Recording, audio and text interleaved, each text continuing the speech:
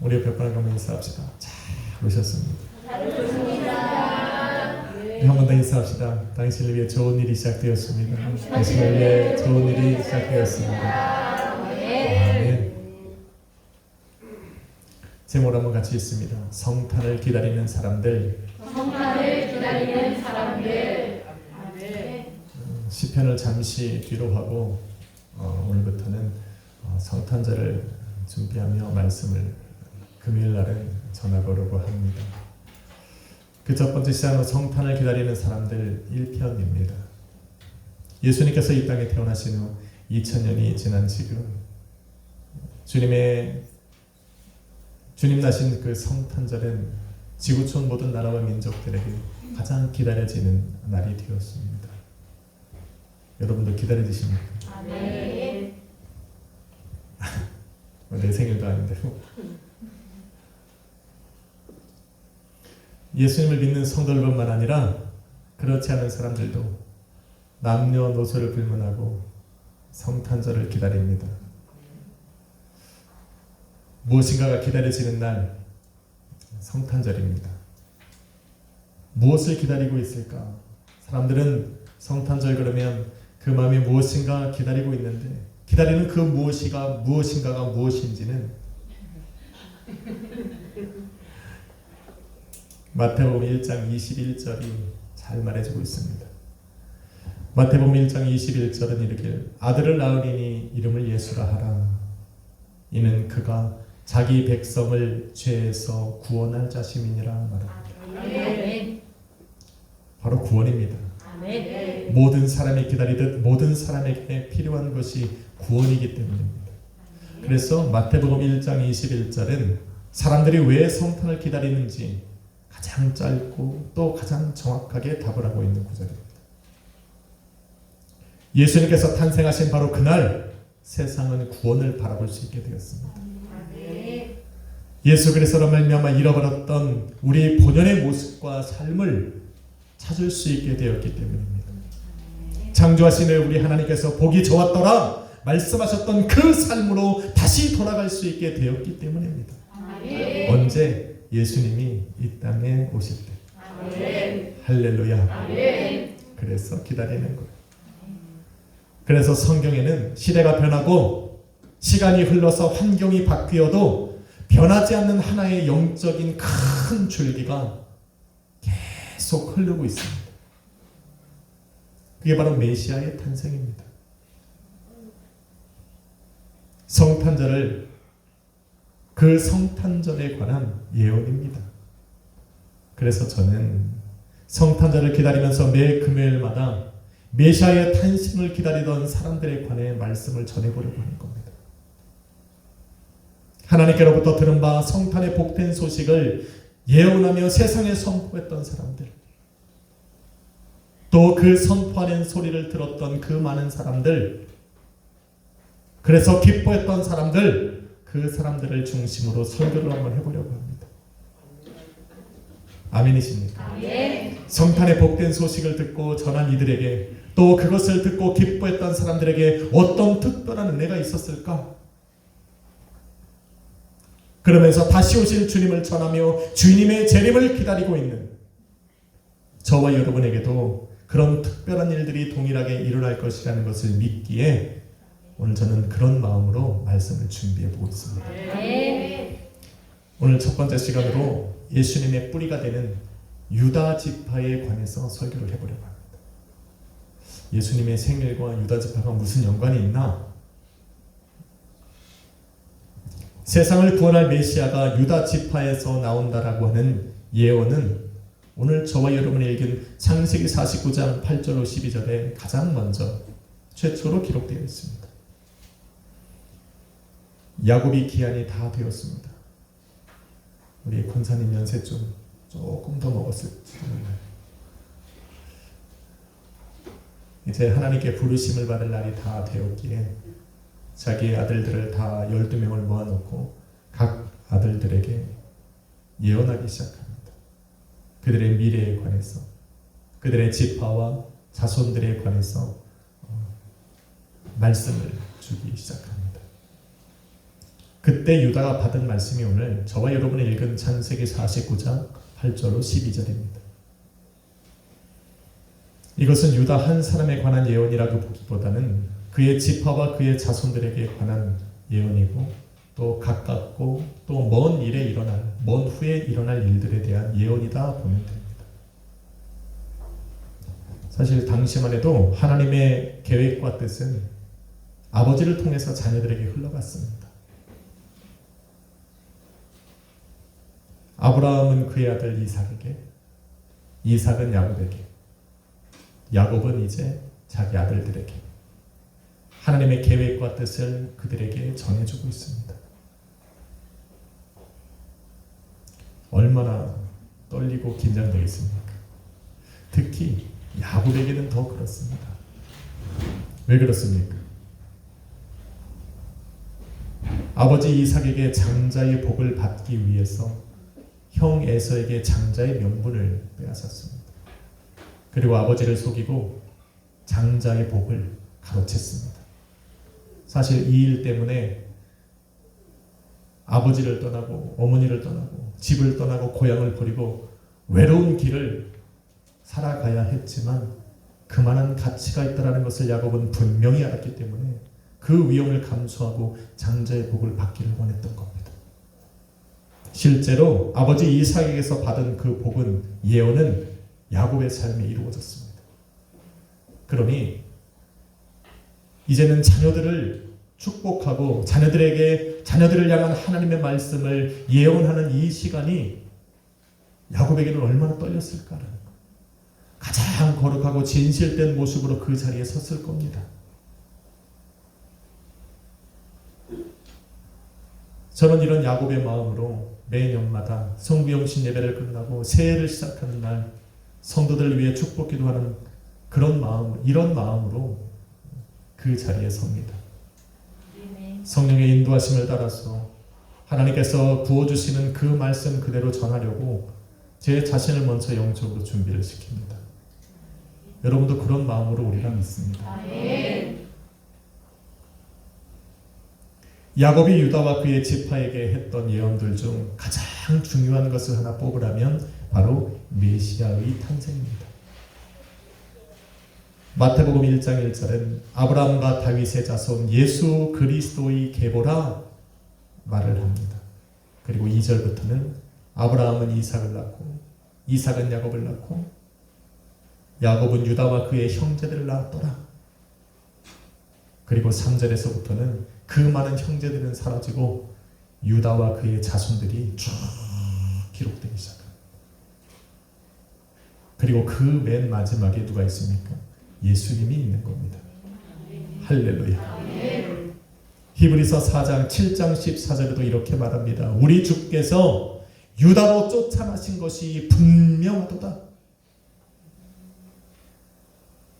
아브라함과 이삭과 야곱은 그렇다 쳐도 야곱의 12명 중에 유다를 통해서 예수 그리스도가 탄생할 것이라는 예언을 받았다는 것은 굉장히 중요합니다. 유다와 그의 지파와 자손들에게는 정말 영광이요 복이 아닐 수 없습니다. 아니 어떤 이들은 그렇게 말해요. 먼 훗날에 수천 년이 지난 후에 예수님이 나오는데 지금 살아가는 그 유다와 그의 지파와 자손들과의 무슨 상관이 있느냐? 말하는 사람들도 있습니다. 근데 많은 상관이 있습니다. 왜요? 하나님께서는 야곱을 통해 예언하신 그 말씀들을 이루시기 위해 유다와 그의 자손들을 통해서 온 세상을 구원할 구세주 되신 예수 그리스도가 나오도록 하게 하시기 위해 유다로부터 시작해서 그 자손 대대로 그 지파를 이어지는 모든 순간순간 그들을 지키시고 보호하시고 인도하셨다라는 거예요. 할렐루야. 왜? 예수님이 나와야 되니까. 얼마나 복되냐라는 거, 얼마나 복되냐. 이들은 몰랐을 거예요. 자기의 자손, 자신의 지파에서 자신의 자손 끝에 예수님이 나온다는 것이 무슨 의미인지를 몰랐는데, 그래서 사람들은 그거와 너희와 무슨 상관이 있느냐 얘기했는데, 아니요, 하나님은 예수 그리스도가 그들에게 나와야 하기 때문에 그들의 모든 삶을 그들의 자손 대대로 지키시고 보호하시고 인도하신 겁니다. 아멘. 그런데 어떻게 복되다지 않을 수 있겠습니까? 저는 이 복이 저와 여러분의 것이라 말하고 싶은 거예요. 오늘 말씀 핵심은 이거예요. 저는 확신합니다. 한번 인사합시다. 당신의 것입니다. 당신의 것이다. 아멘. 저는 이 말을 하고 싶은 거는 이 밤에 왜? 무슨 근거로? 물론 근거가 있죠. 근거가 없으면 제 바람으로 끝날 겁니다. 이러한 복이 예수 그리스도의 탄생을 위해 선택받은 자들에게 주어진 것이라면 다시 오실 예수 그리스도를 위해 택함받은 저와 여러분에게도 동일하게 임할 것이라 믿기 때문입니다. 아멘. 할렐루야. 아멘. 그래서 오늘 말씀을 잘 들어야 돼요. 어떤 복이 하나님이 어떤 일을 그들의 삶에 이루어 가셨을까? 저는 이 삶에 이들의 삶에 역사하셨던 그 하나님의 모든 역사가 개인적으로는 저의 삶에 우리 가정에 조금 넓게는 여러분의 삶에 우리 약속의 교회 위에 조금 더 넓게 나가면 예수 그리스도의 몸된 교회로 살아가는 이 땅의 모든 교회들에게 임할 것이라 믿습니다. 과연 하나님께서는 어떻게 예수님을 탄생시킬 유다와 그의 자손을 통해 역사하셨을까? 일하셨을까? 어떻게 복으로 임하셨을까? 오늘 말씀을 통해 찾아가 보면 첫째로 8절 말씀에 이르길 유다야 너는 내 형제의 찬송이 될지라 내 손이 원수의 목을 잡을 것이요 내 아비의 아들들이 내 앞에 절하리로다 말합니다. 먼저는 형제들의 찬송을 받을 것이라 말합니다. 찬송, 원어로 야다. 손을 가리키는 야드에서 파생된 명사입니다. 그런데 이 야드라는 단어가 되게 중요해요. 분명 손인데 이 야드라는 단어를 쓸 때는 우리가 쥔손이 있고 편손이 있어요. 구분이 됩니다. 야드라고 하는 것은 야다라고 하는 찬송에서 파생되어진 원어의 이 야드는 이 편손을 의미해요. 손을 폈다는 거예요. 무슨 의미입니까?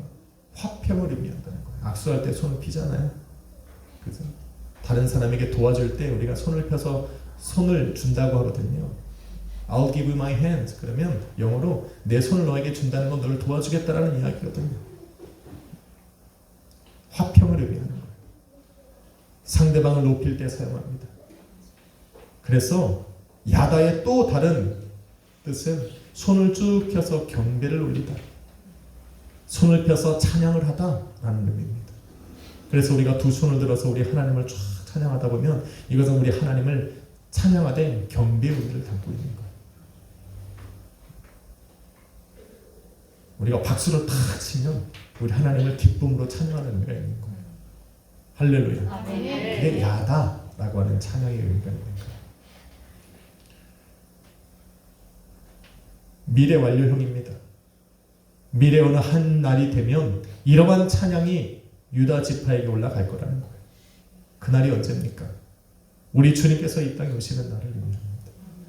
그를 통해 하나님 나라가 세워지고 주님께서 그 나라를 통치하고 지배하고 다스리실 왕으로 임하시는 바로 그날 그의 형제들이 전부 다 손을 펴서 그를 경배하고 찬양할 거라는 겁니다. 실제로 계시록 11장 15절에 보니 7번째 천사가 나팔을 불매 하늘에 큰 음성이 들리니 세상 나라가 주와 우리 주와 그 그리스도의 나라가 되어 그가 세세토록 왕노로 타리로다 말합니다. 할렐루야. 그날이 온다는 거예요. 그날에는 모든 사람들이 손을 펴서 우리 하나님께 경배의 찬양을 올릴 것이다 말하는 겁니다. 수천 년 후에 일어날 이 일을 하나님께서는 야곱의 입을 통해서 유다에게 말씀하셨고 유다는 이 말씀을 듣고는 드디어 장래에 소망을 갖게 된 거예요. 하나님께서 내 먼 훗날에 그날이 언제인지는 알 수 없지만 내 먼 훗날에 이 일이 이루어질 것이라고 말씀하셨기 때문에 유다의 마음속에는 소망이 생긴 거예요. 여러분 자녀들이 잘 될 것이라는 확신과 소망을 가지면 부모는 너무 든든합니다. 오늘이 어려우고 힘든 것이 문제가 아니에요. 어차피 힘든 길은 인생길인다고 말을 하더라도 내 자녀가 잘 된다는 확신을 갖고 있는 그 부모는요 용기가 생겨요. 할렐루야. 여러분들 얼굴 한번 봐봐. 내가 용기가 왜 생기나? 내 삶을 보면 용기가 안 생기는데 자녀를 보면 용기가 생기는 거예요. 용군이 나오니까 찬양이 달라지네. 분명히 우리 태양이가 더 잘 치는 것 같은데 영군이가 군대에 대해서 기뻐서 그러나 봐. 오늘 제가 앞에 앉으면요, 사실 뒤에 몇 분이 앉아있는지 잘 몰라요. 예, 뒤가 안 보여. 앞에 앉은 사람이 누리는 특권이 바로 그거예요. 찬양팀의 열기와 신앙의 그 뜨거움이, 찬양의 열기가 그대로 나한테 와요. 뒤에 사람들이 있건 없건 박수를 치건 돌아다니건 잠을 자건 뭘 마시건 먹건 상관 안 합니다. 앞에는 누구한테만 열기를 받도 이 뜨거운 이 찬양의 열기를 나는 그대로 받거든. 그래서 찬양이 끝나고 이 단이 올라갈 때까지 제 마음속에 무슨 생각이냐면 뒤에 한 1000명 앉아있는 것 같아. 이게 찬양의 뜨니 분위기가 막 저를 압도합니다. 그래서 난 이 앞자리를 포기할 적 없어요. 뒤에 앉으면 얼마나 분주해하면 왔다 갔다 해야지. 그냥 고개 돌리다가 하지. 박수도 안 치지. 기도하자면 손도 안 들지. 그런 사람들을 보면서 내 신앙 지키기도 힘들어. 그러니 앞에 있는 분들은 얼마나 눈 뜨고 여러분 바라보고 찬양하는데 이렇게 뜨겁게 해야 돼. 할렐루야. 아무나 하는 게 아니에요. 이 찬양팀이. 그래서 앞자리에 앉은 사람들은 복인 거예요.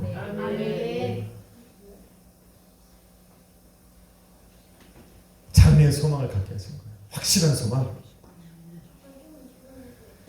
둘째의 복은 너의 손으로 원수의 목을 잡게 하셨다 말합니다. 멱살을 확 잡는 거죠. 유다의 자손들 중에는 원수의 목을 잡고 원수를 굴복시킨 사람들이 많이 있습니다. 다윗도 그랬고 솔로몬도 그랬습니다.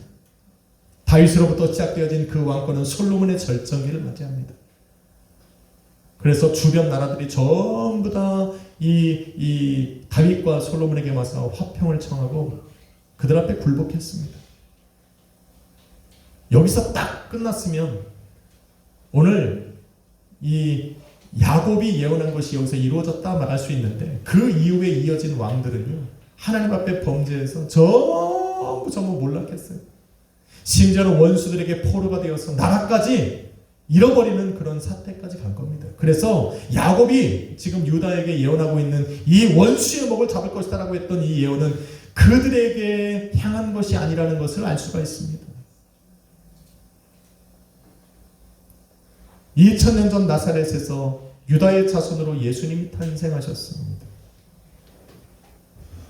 주님께서 공생의 사역을 시작하시면서 각 마을과 회당에 들어가셔서 가르치기 시작했는데 더 중요한 것은 그곳에서 역사하고 있던 귀신들을 다 내어 쫓으셨다는 겁니다. 그들을 제압하고 그들을 굴복시키셨어요. 더욱이 십자가 위에 오르시고 죽으시고 사흘 만에 부활하심으로 말미암아 악한 마귀 권세를 우리 하나님이 완전히 무너뜨리셨습니다. 그런데 예수님의 승리는 여기서 끝난 것이 아니에요. 예수님의 그 십자가의 승리는 당신의 몸된 교회로 이어졌고 그 교회, 당신의 몸된 교회를 이루어 나가는 성도들의 신앙과 믿음 속에 계속적으로 역사하기 시작했습니다. 언제까지? 마지막 심판의 자리에서 사탄 마귀가 또 그를 따르는 모든 악한 자들이 지옥으로 떨어질 바로 그때까지 하나님의 그 승리는 계속적으로 이어지고 있는 겁니다. 원수의 목을 한 번 우겨 잡으셨는데 놓지 않으시는 거예요. 언제까지? 마지막 심판의 자리까지. 아니 이런 확실한 복을 받았는데 가만히 있겠어요? 기도하지 않겠냐라는 거예요. 확 잡고 있다는 거 우리 주님이. 그러니까 뭐 기도해 보는 거예요. 그냥 기도해 보는 거예요. 여러분 힘들고 어려운 순간이 오면 하나님은 사람들을 통해 역사합니다. 하늘에서 막 음성이 들려요. 사랑아. 아예 안 그래. 하나님 요즘에 그렇게 안 해. 나는 부를 수 있지. 나는 사랑아 부를 수 있지. 세유라 부를 수 있지. 그런 음성들이 들리면 진짜 영적인 거예요. 그런 걸 없다라고 단정하는 게 아니에요. 그런 걸 기다려하지 말라는 거예요. 때로는 하나님의 역사가 사람들을 통해서 역사해요. 그러나 하나님을 통해, 사람을 통해 하나님 나를 도우시기 위해서는 나는 반드시 거쳐야 될 단계가 있어요. 내가 하나님과 만나는 시간이 있어야 돼요. 내가 하나님 앞에 나가서 부르짖고 애절하게 기도하는 시간은 있어야 돼요. 가슴을 치며 우리 하나님 앞에 나의 호소하는 그 시간은 반드시 있어야 돼요. 그 시간이 있기 전에 내게 다가오는 사람들은 세상 사람들의 소리가 더 많아요. 그러니까 내가 하나님과 내 삶을 괴롭히고 내 인생과 가정을 무너뜨리는 그것들의 목덜미를 잡고 계신 그 주님 앞에 한 번쯤은 아뢰야 돼요. 그 하나님께 나와서 내 가슴을 치고 기도하는 시간이 반드시 있어야 돼요. 그리고 나면 하나님이 선한 만남을 갖게 하십니다. 그때 다가오는 소리가 바로 주님의 음성인 거예요. 하나님 앞에 무릎 꿇기 전에 사람들한테 자꾸 손 벌리고 사람들의 찾아가 도움 청하는 것보다 먼저 해야 되는 것은 바로 내가 하나님께 기도하는 거예요. 하나님께 기도하는 거예요. 유다에게 그런 복이 임한 거예요. 세 번째로 모든 이들이 그 앞에 엎드려 절하게 하셨다. 그 앞에 엎드려 절한다라고 하는 것은 높임과 경배를 의미합니다. 여러분, 장자 우선주의의 그런 장자 우선주의라는 사회적인 배경 속에서 이런 예언을 받는 것은 참 신기한 겁니다. 야곱의 아들에게는 르우벤과 시므온과 또 레위라고 하는 아들들이 유다 위에 있었어요. 장자 우선주의에 살아가고 있는 그 사회적 배경 속에서 유다는 네 번째 아들로서 모든 이들이 그 앞에 엎드려 절한다라고 하는 것은 정말 있을 수 없는 일입니다. 그런데 지금 야곱은 유다에게 그런 예언을 하고 있는 거예요. 사실 이런 말들은 유다가 받는 것이 아니라 애굽의 국무총리가 되었던 요셉에게 더 어울리는 말이에요. 요셉이 꿈을 꾸니까 하늘의 별들이 자기한테 절하고 지푸라기들이 자기한테 절하고 좀 비슷한 말씀 같잖아요. 그죠? 그가 애굽의 국무총리가 되었을 때 그의 아들들이 와서 그에게 절한 거잖아요. 그래서 오히려 요셉에게 더 어울리거나 아니면 이스라엘의 초대왕이 되었던 베냐민 지파의 사울 왕에게 더 어울리는 말일 수 있어요. 그런데 지금 유다에게 그런 예언을 하고 있다는 것은 참 아이러니합니다.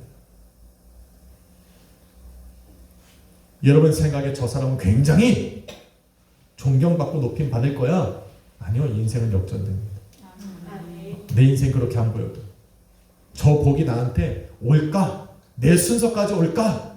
싶지만 하나님의 계획은 어디든지 아무도 몰라요. 그래서 먼저 된 자가 나중 될 수도 있고 나중 된 자가 먼저 될 수 있는 거예요. 하나님의 계획을 몰라서 그러는 거죠.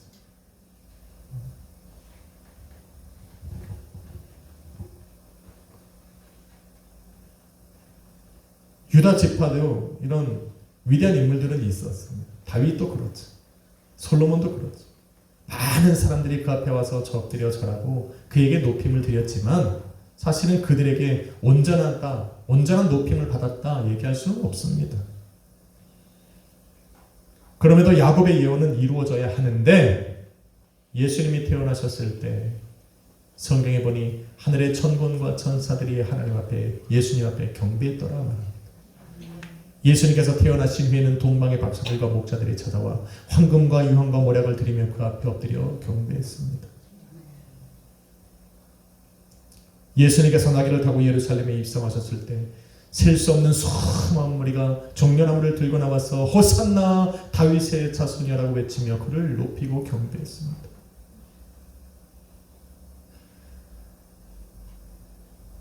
여기서 끝나지 않습니다.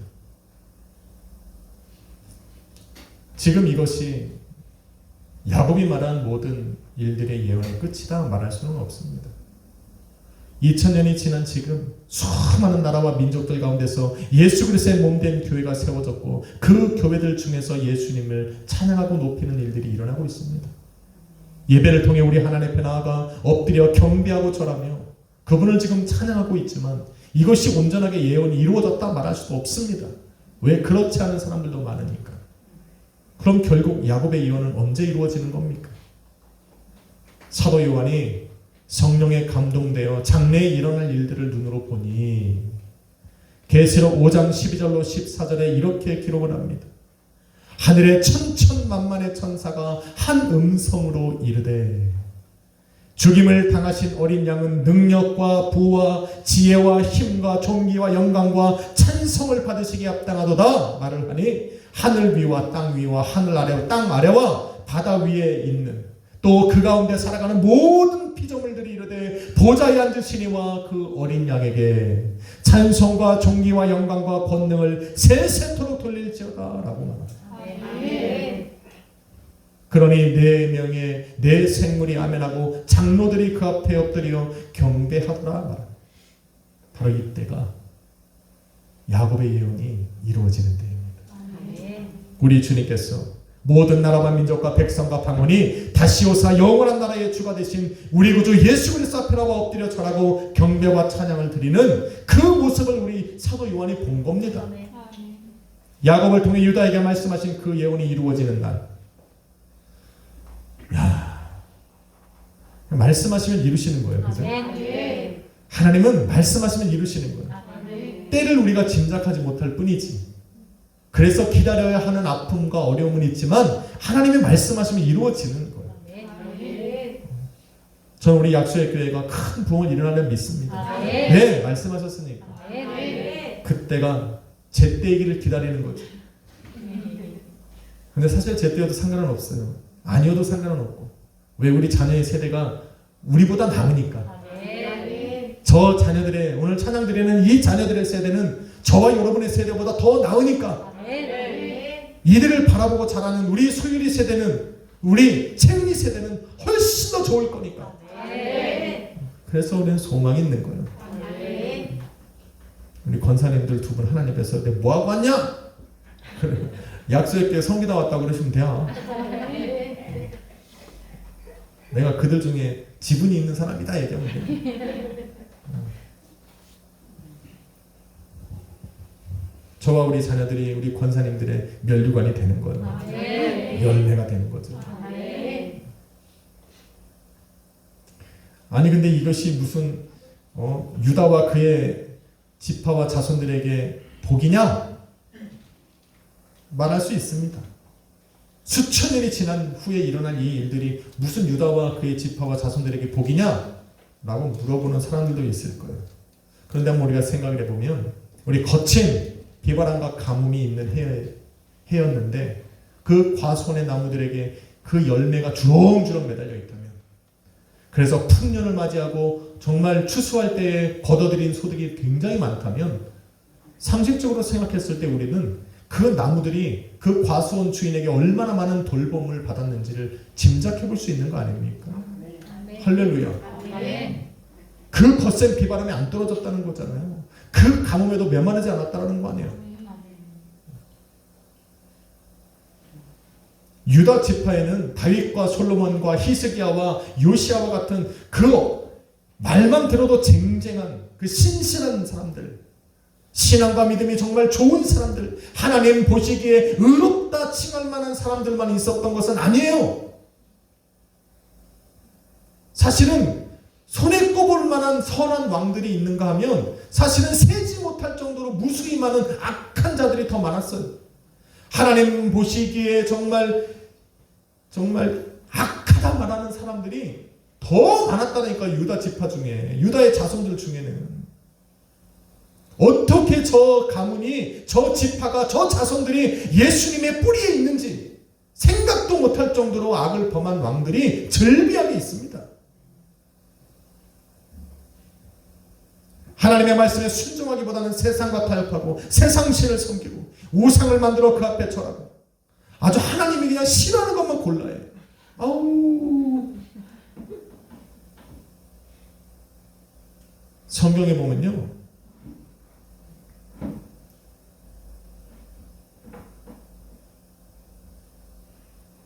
구원과는 상관없는 죄들도 있어요.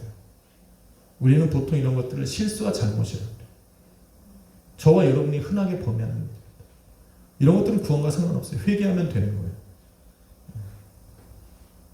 그런데 하나님이 싫어하는 것들이 있다니까. 꼭 이런 일만 골라야 돼.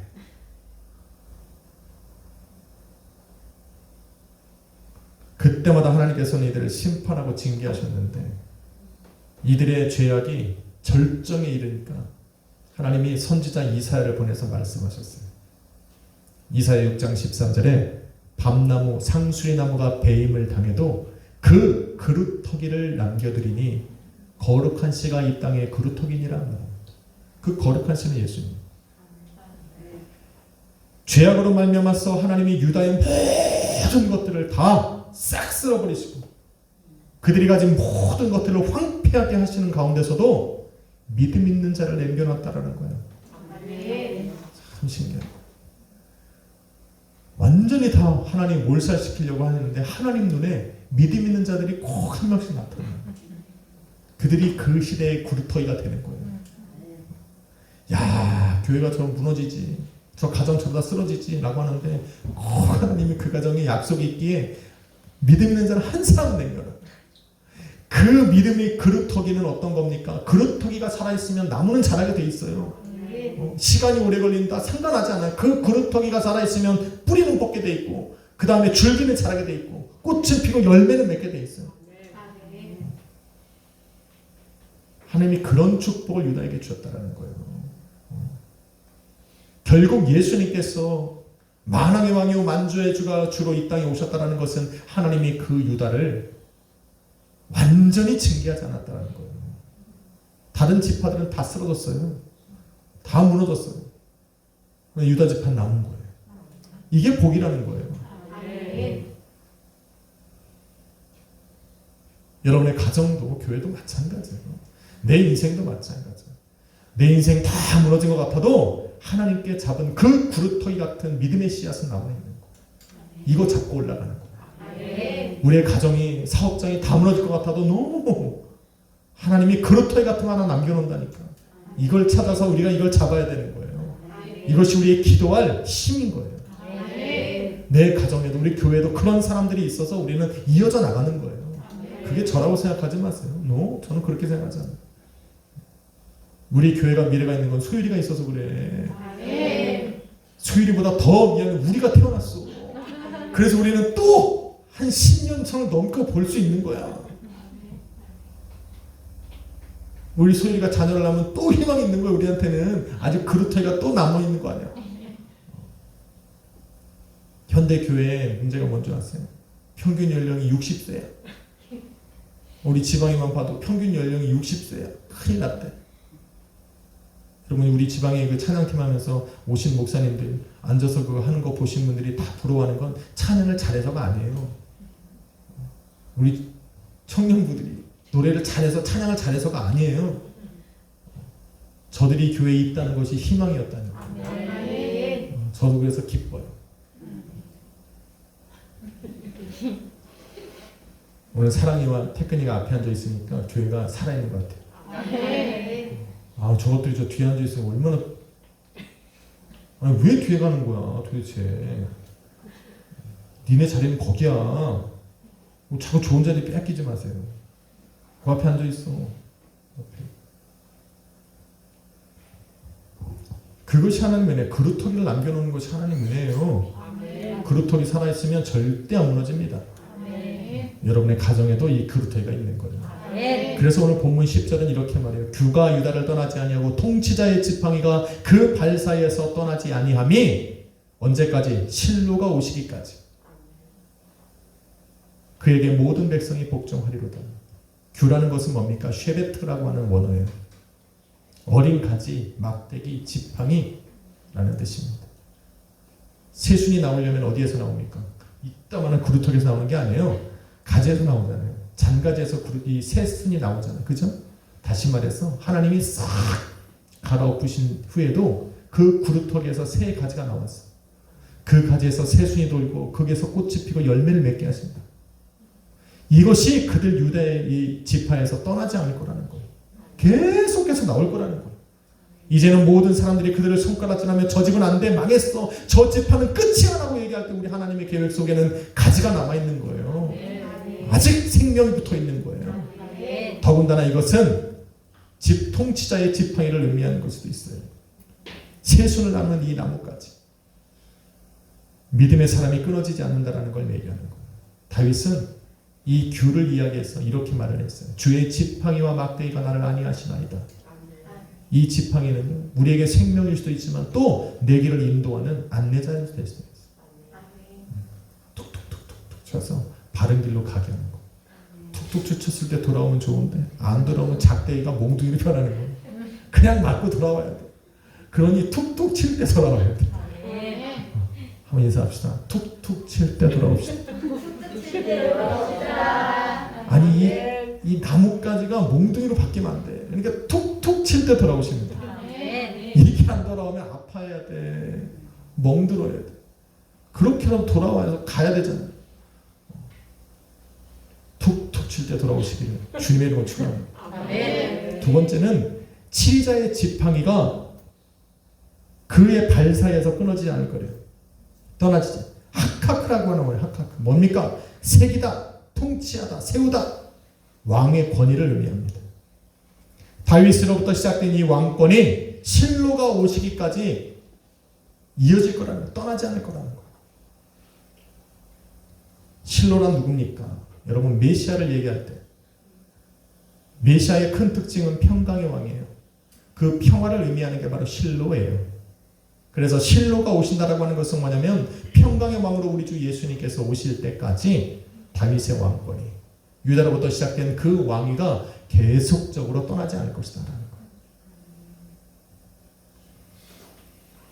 그리고 보니까 수많은 위기 속에서도 다윗이 왕위를 보존할 수 있었던 이유는 다윗이 잘해서가 아니더라고. 그를 통해서 누가 나와야 돼? 예수님이 나와야 되니까. 그 예언하신 말씀이 이루어져야 하니까 다윗을 하나님이 살려두시는 거더라고. 아, 그러니까 교만할 게 없더라고요. 할렐루야. 사랑하는 성도 여러분, 저와 여러분도 소망과 기쁨 중에 성탄절을 기다리고 있습니다. 그 기다림 속에는 오늘 유다에게 주신 예언의 말씀이 다시 오실 주님의 몸된 교회로 살아가는 저와 여러분의 삶에도 동일하게 역사할 것이라는 걸 믿기 때문입니다. 믿으십니까? 그런데 기억해 보세요. 유다와 그의 자손이 항상 거룩하고 복된 길을 걸어갔기 때문에 이들을 통해 예수님이 나온 것이 아니라는 거예요. 잘 들으세요. 이게 핵심이에요. 이들이 항상 하나님 보시기에 거룩하고 복된 길을 걸어갔기 때문에 걸어갈 것이기 때문에 하나님이 예수 그리스도를 이들을 통해서 나오게 하신 것이 아니라는 거예요. 거룩하고 복되신 예수님께서 이들을 통해 나오셔야 하기에 하나님께서는 이들을 지키시고 보호하시고 인도하사 거룩하고 복된 길로 걸어가게 하십니다. 순서를 바꾸면 절대 안 돼요. 때로는 거룩한 길에서 벗어나고 복된 길에서 벗어나면 주의 지팡이와 막대기로 나를 쳐서 다른 길로 가게 하죠. 때로는 그들의 죄악이 극심하여서 하나님이 그들을 다 잘라버릴지라도 그들 가운데 그루터기를 남기셔서 믿음의 사람을 일으킨 것처럼 하나님이 예수 그리스도 때문에 그 유다와 그의 지파와 자손을 지금까지 보존하고 계십니다. 우리는 주님의 몸된 교회로 살아갑니다. 다시 오실 주님을 기다리고, 그러나 유다처럼 우리의 거룩함과 의로움 때문에 우리가 다시 오실 주님의 몸된 교회로 살아가는 것이 아닙니다. 여러분이 의롭기 때문에, 여러분이 거룩하기 때문에, 그래서 우리는 주님의 몸된 교회라 불려지는 것이 아니라 우리가 그리스도의 몸이 되었기에 하나님 눈에 우리는 거룩하다 보여지는 것이죠. 의롭다 여겨지는 것이죠. 이게 우리의 소망이고 힘이에요. 주님께서 항상 우리를 교회 삼아 우리 가운데 거하시기 때문에 저와 여러분의 인생과 가정과 교회에는 희망이 있는 겁니다. 그러니까 조금 내가 실수했다고 해서 좌절할 필요도 없어요. 조금 내가 잘했다고 해서 우리가 교만할 것도 아니에요. 내 안에 우리 주님께서 계속 우리를 인도해 가시는 거예요. 왜? 우리를 통해 이 땅에 우리 주님이 다시 오셔야 되니까. 우리는 그런 일로 택함 받은 사람들입니다. 그래서 우리는 예수 안에 있어야 돼요. 다만 너무 범죄하고 타락해서 우리 하나님이 우리의 삶에 그루터기만 남겨놓지 않게 하시는 게 좋아요. 너무 비참해, 너무 힘들어. 그러니까 그루터기를 남겨놓기 전에 내 삶의 풍성한 열매를 간직하고 보호하는 게 중요해요. 그러니 예수 안에 머무십시오. 너희는 내 안에 거하라. 내 안에 거하면 과실을 많이 맺을 것이다. 예수 안에 거하십시오. 어떤 상황이 와도 나는 예수 안에 머무르리라. 언제까지? 우리 주님은 반드시 오시니까 그때까지 예수 안에 거하셔서 풍성한 열매로 살아가시길 주님의 이름으로 축원합니다. 저는 오늘 찬양을 드리면서 새삼 그런 생각이 들었습니다. 첫 찬양인데 주님 나를 부르셔서 가려고 하니까 바다에 거센 풍랑이 부는 바다인데 우리 주님이 오라시니 망설여지지 않겠습니까? 그래도 가라는 거잖아. 발을 디디면 반석이 된대잖아. 오늘 이 찬양이 제 마음을 얼마나 흔드는지 모릅니다. 제 앞에도 많은 어려운 일들이 있습니다. 오늘도 그 말씀이, 오늘 이 찬양이 저에게 힘이 되었습니다. 오늘 이 찬양 부르고 다시 오실 이 땅에 오실 그 주님을 소망 중에 기다리면서 한번 우리 주님 앞에 기도합시다. 주님 나와 함께 하십시오. 주님을 의지합니다. 이런 마음으로 함께 찬양합시다. 기도하겠습니다. 걸어가신 주님 감사합니다. 하나님 지극히 연약했던 유다를 예수 그리스도의 뿌리로 삼으시고 예수 그리스도가 나오셔야 하기에 그의 지파를 또 그의 삶을 자손을 지키시고 보호하시고 인도하셨음을 감사합니다. 이제 우리는 주님의 몸된 교회로서 주님 우리와 함께 하시기에 또 거룩하고 복된 길을 걸어갑니다. 그러니 주여 주님 안에 머물게 하여 주옵소서. 주님의 말씀에 순종하며 그 길을 걸어가게 하여 주옵소서. 그 길이 하나님 바다와 같이 깊고 거센 파도처럼 내 삶에 어려움이 있어도 주님 오라 하시기에 걸어갈 수 있는 그 믿음을 우리에게 주옵소서. 주님께로 가까이 갈 때까지 포기하지 않는, 좌절하지 않는 그런 성도들로 살아갈 수 있도록 믿음을 주옵소서. 성탄을 기다리며 오늘도 소망과 기쁨으로 나아가는 우리 성도들 축복하여 주옵소서. 감사드리며 예수님의 이름으로 기도했습니다. 찬양할까? 주님 나를 부르시니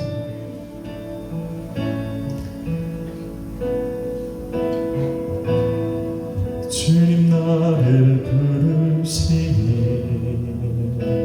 두려움 없이 애에서 나아가리라.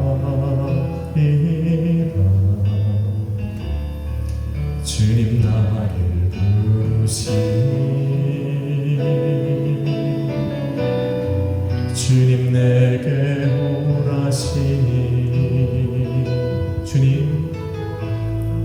주님 보고 계시기에 의심치 않고 바다를 걸어가리라.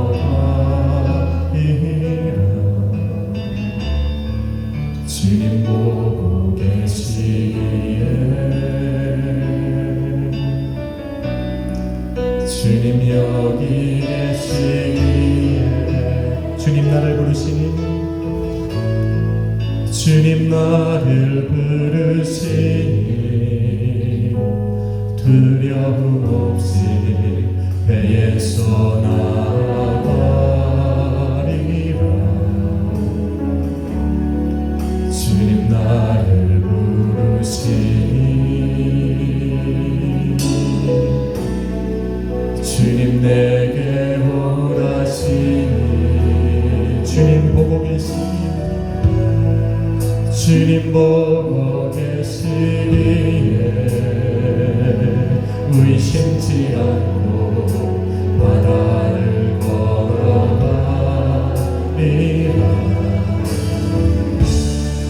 주님 보고 계시기에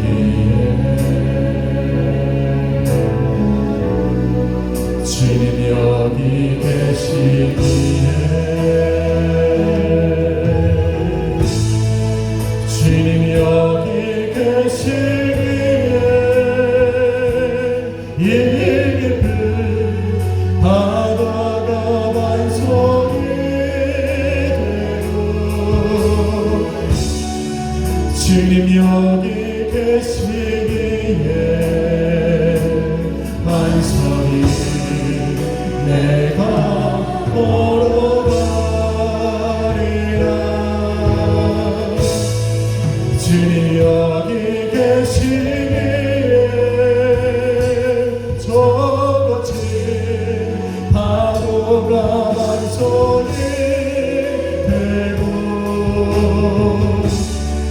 주님 여기 계시기에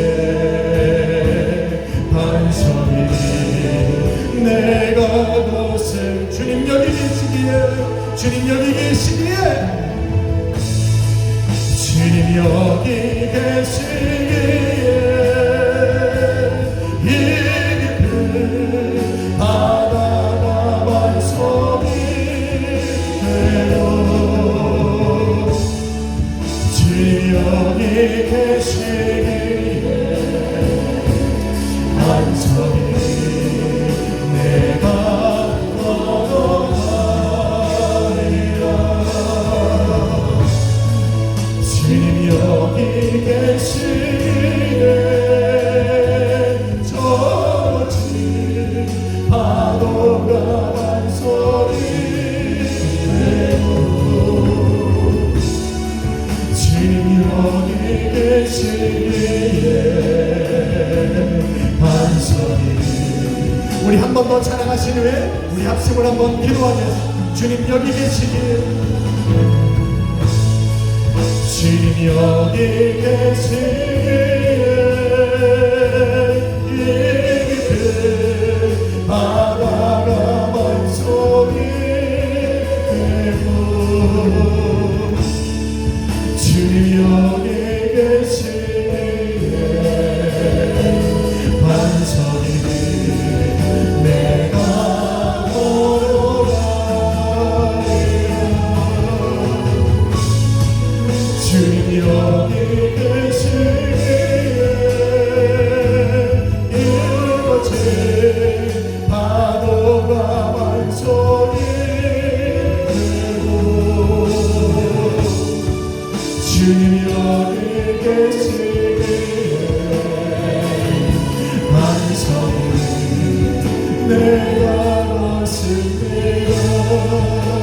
여러분이 새로 한번 두 손을 들어봅시다. 오늘 여러분이 하나님 앞에 우리 한번 마음을 드립시다. 경배를 드립시다. 찬양을 드립시다. 그리고 여러분 앞에 주어진 그 반석기를 한번 같이 걸어가 봅시다. 주여 나도 오라 하셨으니 오늘 걸어갑니다.